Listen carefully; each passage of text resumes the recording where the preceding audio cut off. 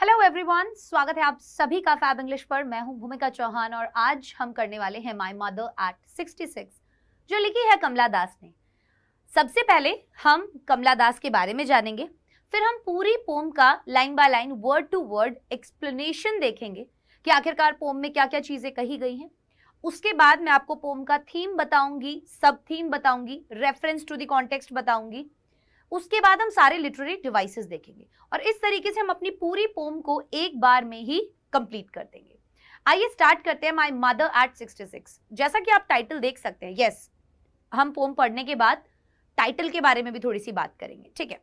So my mother at 66 कहने का मतलब उनकी मम्मी जब उनकी एज 66 की है। किसकी एज? उनकी ममा की एज।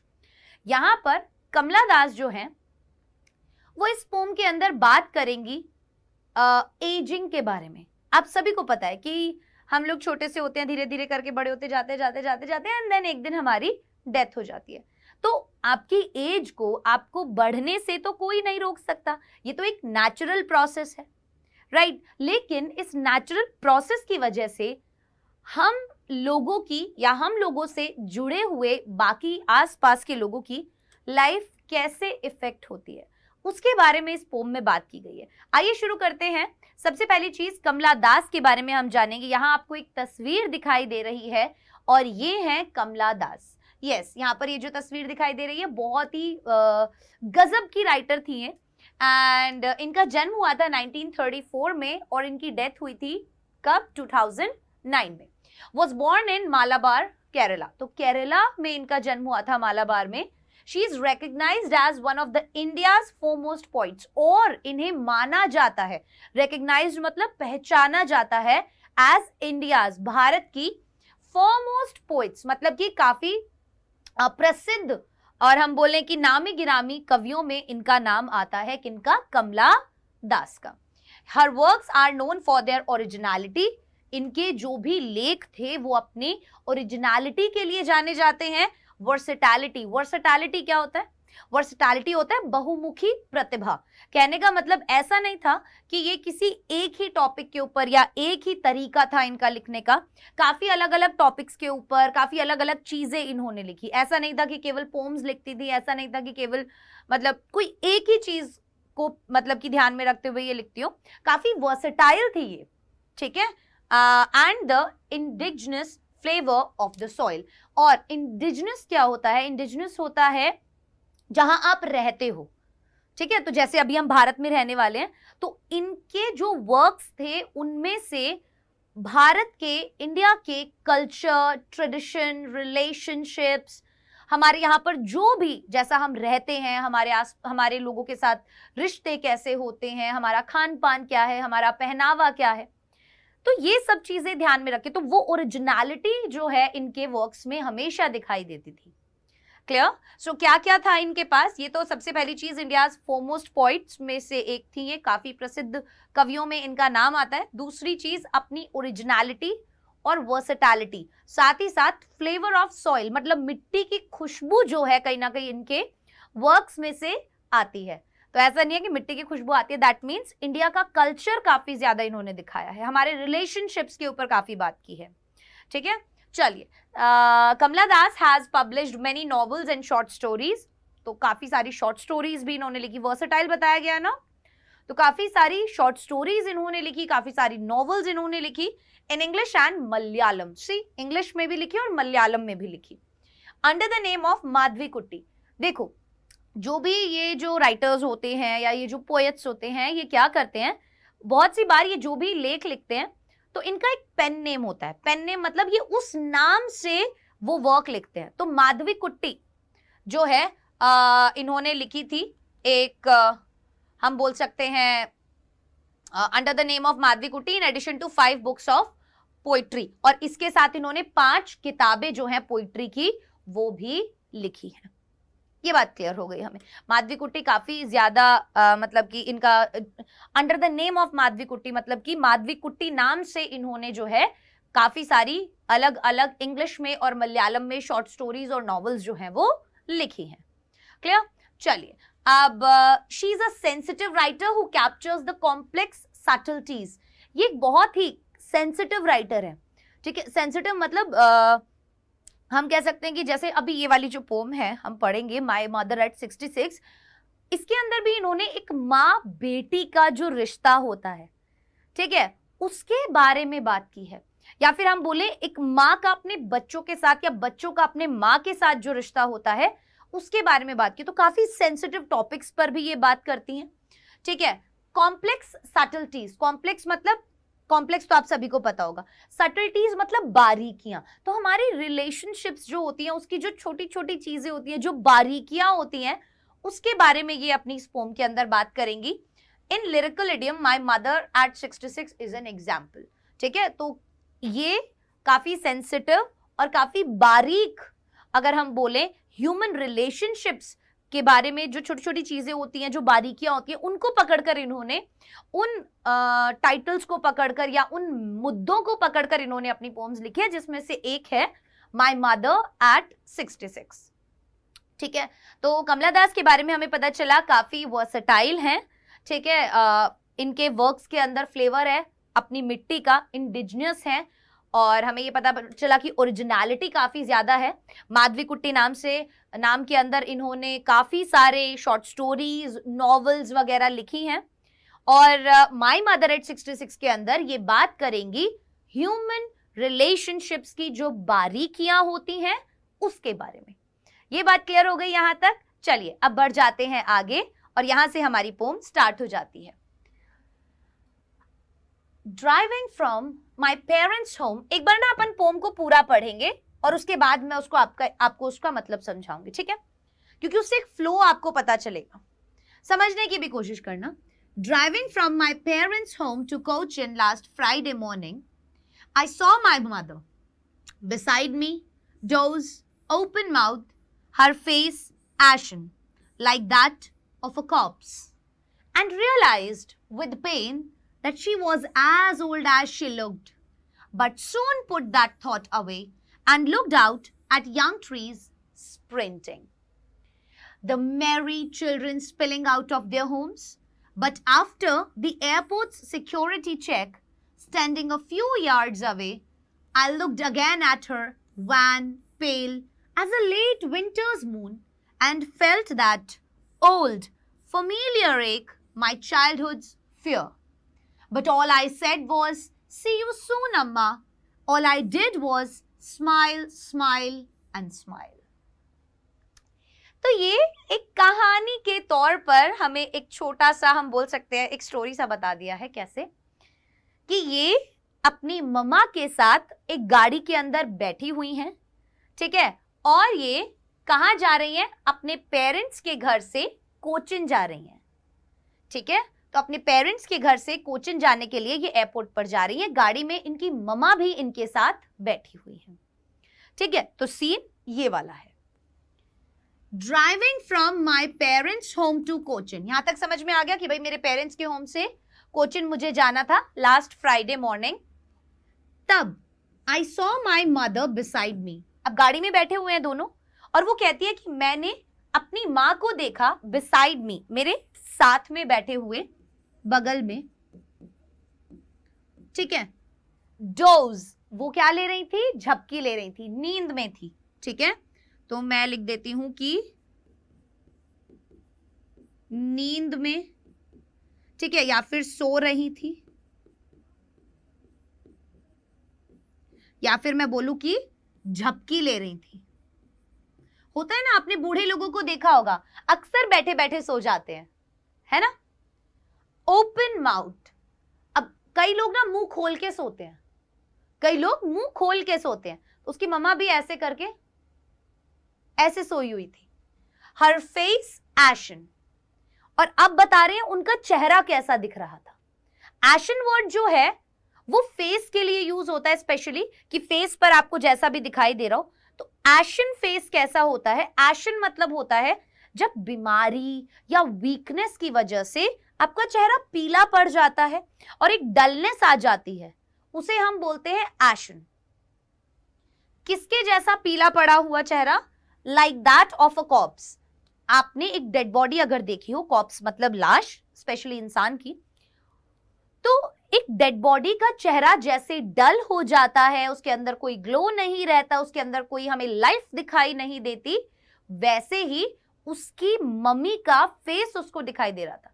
तो इमेजिन उसकी मम्मा उसके बगल में बैठी हुई है, ठीक है, and she is sleeping like this, झपकी ले रही है और उनका मुंह खुला हुआ है ऐसे करके, और उनका जो फेस लग रहा है वो काफी ज्यादा पीला, डल और वीक लग रहा है। यहां से क्वेश्चन पूछा जा सकता है, ashen like that of a corpse, कि उनकी मम्मी के फेस का कंपैरिजन किससे किया गया था? तो एक डेड बॉडी का चेहरा जैसा होता है, पीला पड़ा हुआ, डल, वीक, वैसे चेहरे से उनकी मम्मी का कंपैरिजन किया हुआ है। जैसे ही वो उस कंडीशन में अपनी मम्मा को एकदम से देखती हैं, तो वो एक थॉट उनके दिमाग में आता है, और वो थॉट क्या होता है कि अब मम्मा शायद ज्यादा दिन की मेहमान नहीं रह गई हैं। आप खुद सोचो, अगर आप अपने मम्मी पापा के बारे में ऐसा एक बार सोचो कि यार अब तो ये ज्यादा दिन जिंदा नहीं रहेंगे, तो कितना ज्यादा एक आपको अलग सा टेंशन और एक आपको बहुत गंदा फीलिंग आएगा, है ना। आप नहीं सोच सकते ऐसा अपनी मॉम डैड के बिना, है ना। बहुत सी बार बहुत जल्दी, कई बच्चों के साथ ऐसा होता है कि बहुत जल्दी, बहुत छोटी उम्र में मम्मा पापा खो देते हैं वो अपने। सो उससे बुरा आई गेस जिंदगी में कभी किसी के लिए कुछ हो नहीं सकता, बट हाँ वो चीज आपको स्ट्रांग भी बहुत ज्यादा बनाती है, ठीक है। सो यहां पर बोला कि open mouth, her face ashen like that of a corps, उनका चेहरा कैसा लग रहा था? बहुत पीला लग रहा था, जैसे कि एक लाश का होता है। एंड रियलाइज्ड, अब जैसे ही उन्होंने ऐसी उसमें अपनी मम्मा को देखा तो उन्हें ये एहसास हुआ, रियलाइज्ड, ये एहसास हुआ, क्या एहसास हुआ? With pain that she was as old as she looked. उन्हें वो दर्द वाला एहसास हुआ कि सच में मेरी मम्मा इतनी बूढ़ी हो गई है जितनी वो दिखाई दे रही है। वो सच में इतनी बूढ़ी हो गई हैं। और बूढ़े होते हुए जब उन्होंने अपनी मम्मा को देखा कि यार सच में इनकी तो एज हो गई है, तो वो डेथ वाला थॉट उनके दिमाग में आया।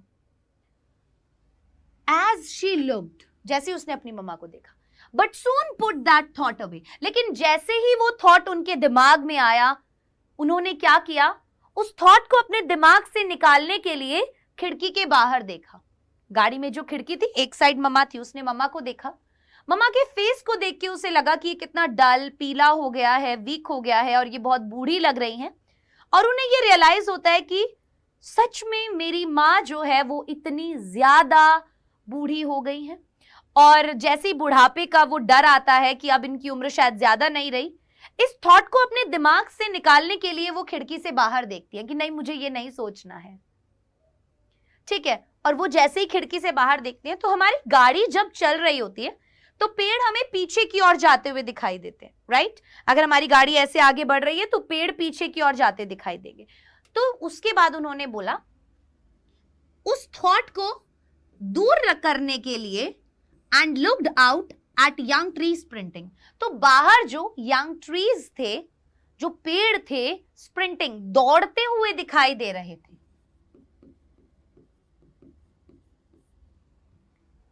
क्योंकि गाड़ी चल रही थी तो वो भी ऐसे लग रहा था कि दौड़ रहे हो, ठीक है। तो यहां पर एक कॉन्ट्रास्ट है, जैसे कि एक तरफ मम्मी का चेहरा जो डेथ को सिंबलाइज कर रहा है, और दूसरी तरफ बाहर यंग ट्रीज स्प्रिंटिंग जो लाइफ को रिप्रेजेंट कर रहे हैं, राइट। तो एक तरफ तो डेथ का थॉट है और गाड़ी के बाहर लाइफ का थॉट है, राइट। सब कुछ जवान दिखाई दे रहा है, सब कुछ एनर्जी से भरा दिखाई दे रहा है, सब कुछ कलरफुल दिखाई दे रहा है, सब कुछ ग्रीन दिखाई दे रहा है, राइट।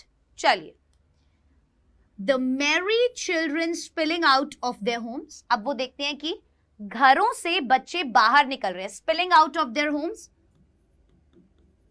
बाहर निकलना। तो बच्चे जो हैं, मैरी चिल्ड्रन, खुश बच्चे, खेलते हुए अपने घरों से बाहर निकल रहे हैं। तो वो देखो, बच्चे वापस से हम कह सकते हैं, एक तो ओल्ड एज और एक यंग एज का कॉन्ट्रास्ट दिखाया गया है कि एक साइड ओल्ड एज देखने को मिल रही है, एक साइड यंग एज देखने को मिल रही है, एक साइड डेथ का थॉट आ रहा है, एक साइड लाइफ का थॉट आ रहा है, राइट।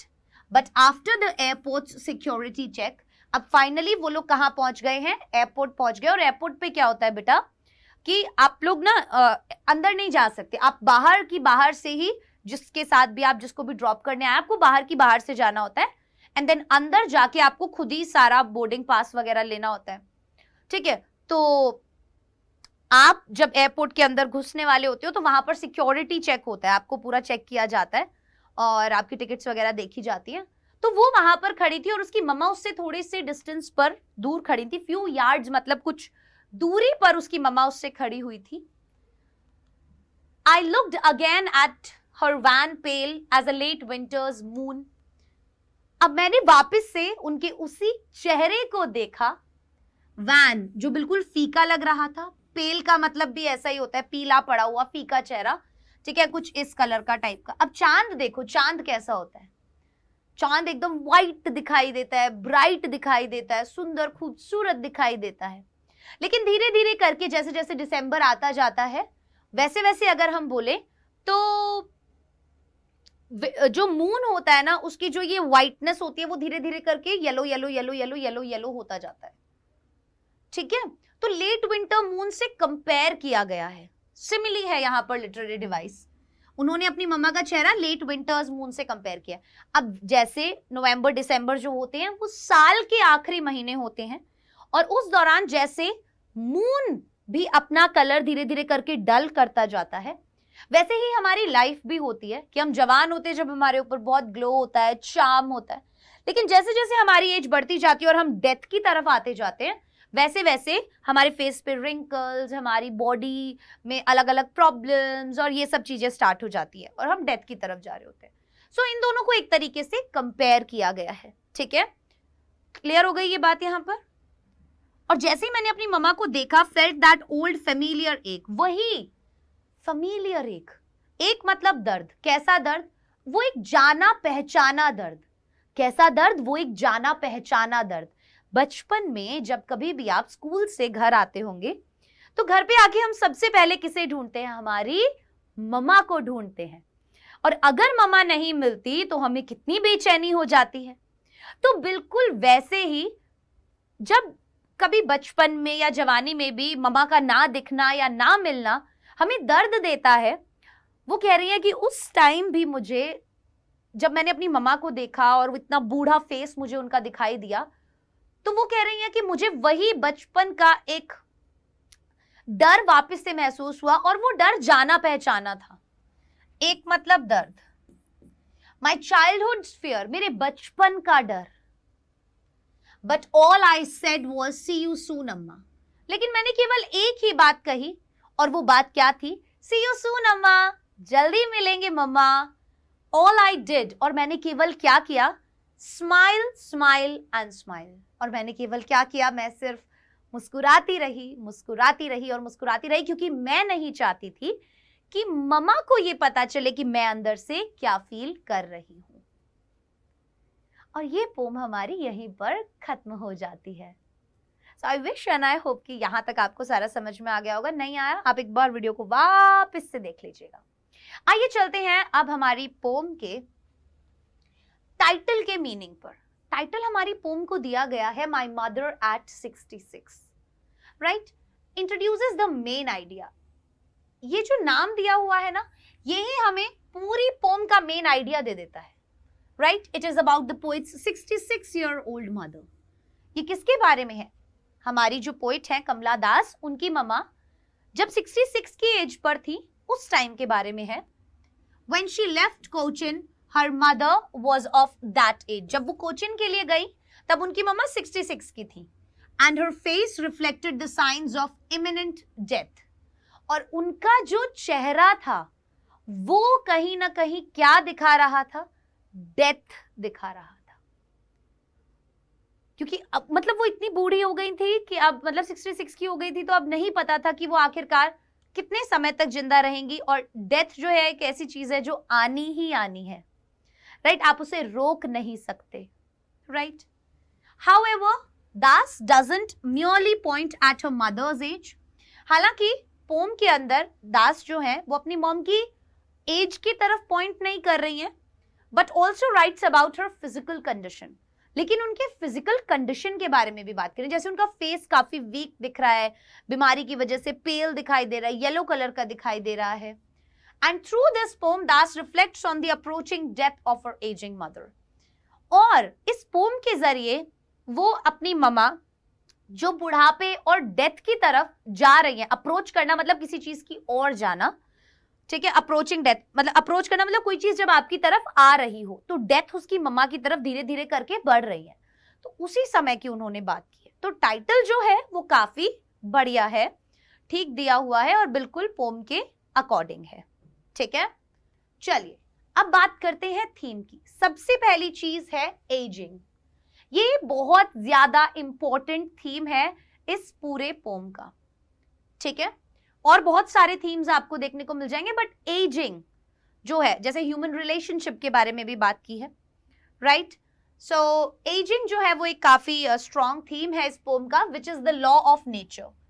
अब ये तो कानून है, ये तो प्रकृति का नियम है कहीं ना कहीं, right. And it also depicts the helplessness and aspirations of the young generation. अब ये जो एजिंग है और ये जो थीम है, ये जो पोम है, ये कहीं ना कहीं सबसे पहली चीज क्या डिपिक्ट करता है, क्या दर्शाता है? हेल्पलेसनेस, लाचारी दिखाता है। किसकी? यंग जनरेशन की। यंग जनरेशन को काम के लिए मेहनत, मतलब काम के लिए, सक्सेस के लिए, अपने करियर के लिए अपने घर से दूर जाना पड़ता है, राइट। अपने मॉम डैड को ना चाहते हुए भी छोड़ना पड़ता है या उनसे दूर रहना पड़ता है।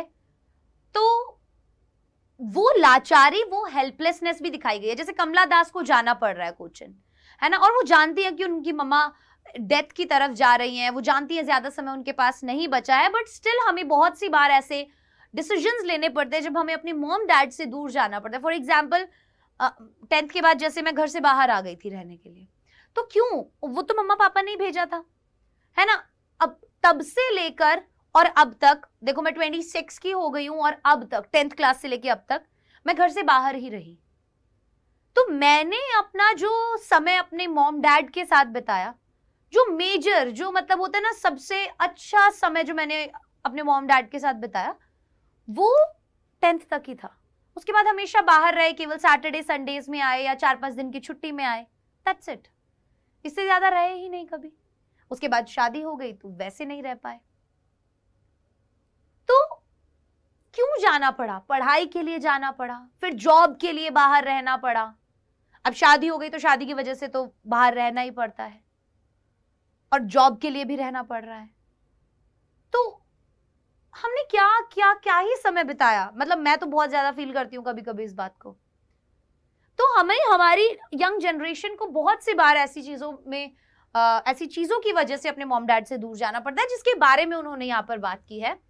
And it portrays the different stages of life, और अलग अलग स्टेजेस जो है लाइफ की वो भी डिपिक्ट करते हैं। जैसे एक तरफ बच्चे दिखाई दे रहे हैं, देन उन्हें यंग ट्रीज दिखाई दे रहे हैं, देन उन्हें अपनी मॉम भी दिखाई दे रही है। तो अलग अलग स्टेजेस जो है लाइफ के वो भी उन्होंने दिखाए।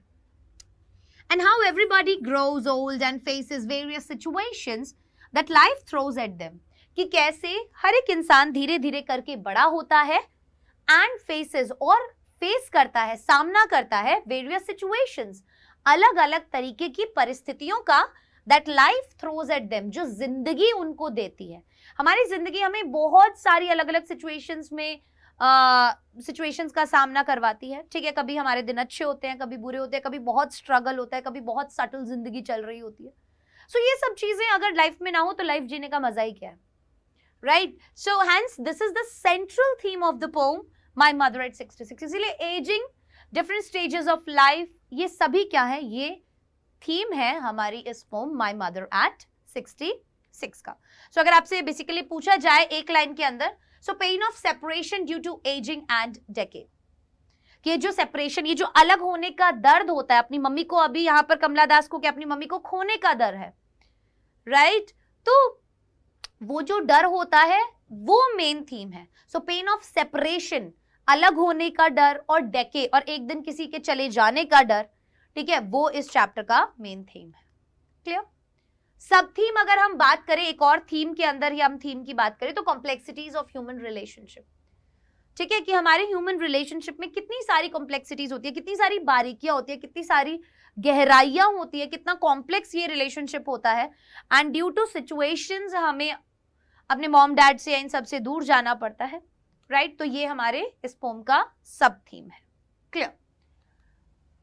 यहां से ये मैंने यहां पर 7 पॉइंट्स लिखे हैं, ये रेफरेंस टू द कॉन्टेक्स्ट है। आपको एग्जाम में इनसे रिलेटेड क्वेश्चंस पूछे जा सकते हैं। For example, dose open mouth, her face ashen like that of a corps. ठीक है, तो ये उनकी मम्मी की जब उनकी मम्मी को वो देखती हैं तो उनकी मम्मी कैसी दिखाई देती है, उसके बारे में इससे रिलेटेड क्वेश्चन आ सकता है। But soon put that thought away. लेकिन कौन सा वाला थॉट? अपनी मम्मी की ओल्ड एज को देखना और ये दिमाग में एकदम से थॉट आना कि अब ये ज्यादा दिन की मेहमान नहीं रही हैं, इससे रिलेटेड क्वेश्चन आ सकता है। Young trees printing, the married children spilling out of their homes. ये वाली लाइंस जो है ये डिपिक्ट करती हैं डिफरेंट स्टेजेस ऑफ लाइफ। यहां से क्वेश्चन पूछ सकते हैं। As late winter's moon and felt that old familiar ache my childhoods fear.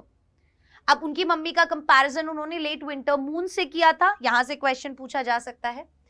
Familiar एक और माई चाइल्डहुड फियर, बचपन का कौन सा डर? अपने मॉम डैड से अलग हो जाने का डर, उन्हें खो देने का डर, उसके बारे में सवाल आ सकता है। Parting words, see you soon Amma, all I did was smile smile and smile. और जब वो अपनी मम्मा से दूर जा रही होती है और केवल मुस्कुराते हुए कहती है bye mamma, see you soon, smile smile and smile, that means कि वो अपनी मम्मा को, मतलब वो अभी भी एक पॉजिटिव एटीट्यूड के साथ है। ठीक है, कि ये तो जीवन की सच्चाई है, एक ना एक दिन सबको चले ही जाना है, बट हम अपने अंदर की उम्मीद को नहीं छोड़ सकते। जो समय है हमारे पास उसको हम अच्छे से जी सकते हैं, राइट। एंड वो अपनी मॉम को ये नहीं दिखाना चाहती थी दैट शी इज सैड, सो वो केवल स्माइल स्माइल और स्माइल करती रहती है, जबकि उनके दिमाग के अंदर काफी सारी चीजें चल रही होती है। क्लियर? Very nice. आ जाते हैं लिटरेरी डिवाइस पर। एजोनेंस लिटरेरी डिवाइस क्या होता है? एजोनेंस लिटरेरी डिवाइस होता है जब कोई भी वोवल साउंड जो है वो रिपीट हो एक सेंटेंस के अंदर बार बार।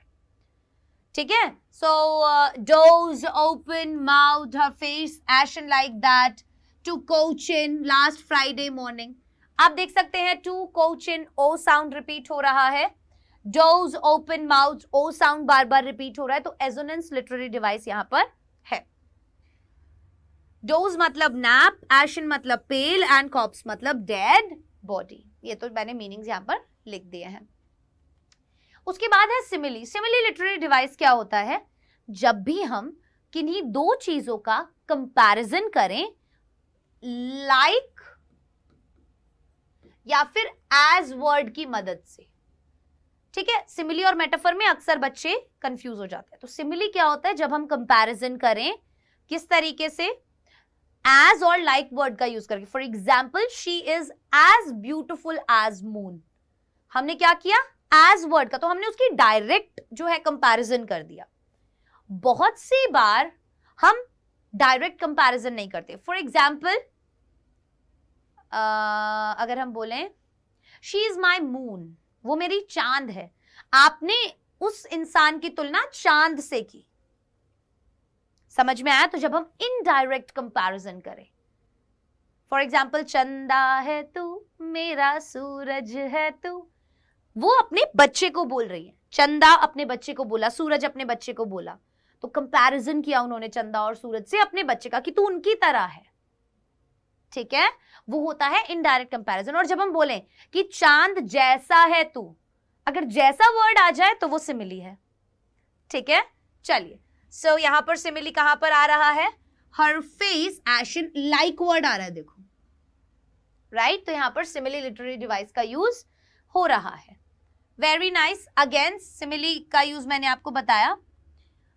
उसके बाद है imagery literary device. Imagery literary device, जब राइटर जब कोई भी वर्क लिखता है, मतलब कोई भी चीज जब लिखता है, कोई पोम लिखता है, कुछ भी चीज लिखता है, तो उसमें जिस तरीके से वो लिख रहा है तो एक इमेज हमारे दिमाग में बन जाए। जैसे यहां पर कमला दास ने बोला, Mary children spilling out of their homes, तो हमारे दिमाग में एक इमेज बन गई कि अच्छा, कुछ खुश बच्चे अपने घरों से बाहर निकल रहे हैं। एक इमेज बन गई, that is imagery literary device, right. So when the poet से ट्री स्प्रिंटिंग, और जब उन्होंने बोला ट्री स्प्रिंटिंग तो भी हमारे दिमाग में एक इमेज बन गई। सो वहां पर क्या है, इमेजरी लिटरेरी डिवाइस का यूज किया गया है. Then comes repetition. Repetition word, repetition मतलब कोई भी वर्ड जब बार बार यूज हो. फॉर एग्जाम्पल लुक्ड वर्ड बार बार यूज हुआ है. लास्ट लाइन में smile, smile and smile word भी 3 बार यूज हुआ है. So that is also repetition. Clear? चलिए, स्माइल में भी रेपिटेशन है. नेक्स्ट है राइम स्कीम. तो इस पोम के अंदर कोई भी राइम स्कीम नहीं है. ठीक है, ये एक फ्री वर्स है. फ्री वर्स क्या होता है? फ्री वर्स होता है जिसके अंदर कोई भी रिदम नहीं होती, कोई भी राइम नहीं होती, कोई भी मीटर नहीं होता. ठीक है, ये आगे मतलब जैसे तुम लोगों को मीटर वगैरह वो सब नहीं पता होगा या नहीं पढ़ा होगा तुम लोगों ने अभी. ठीक है, तो फ्री वर्स कैसी होती है? एक सिंपल सी कविता होती है जिसके अंदर कोई राइम स्कीम वगैरह और ऐसी चीजें नहीं होती.